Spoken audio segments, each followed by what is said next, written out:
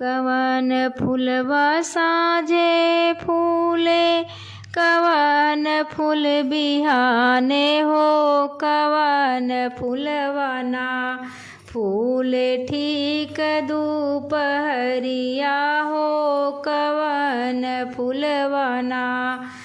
चंपा फूल साँझे फूले, बेलिया फूल बिहाने हो, नारायण फूलवा ना फूले ठीक दुपहरिया हो, नारायण फूलवा ना।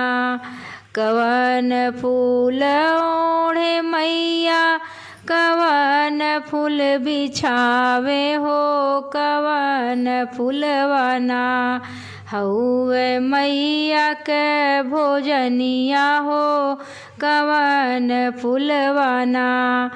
चंपा फूलवा ओढ़े मैया, बेलिया फूल बिछावे हो, नारायण फूलवा ना हउवे मैया के भोजनिया हो, नारायण फूलवा ना।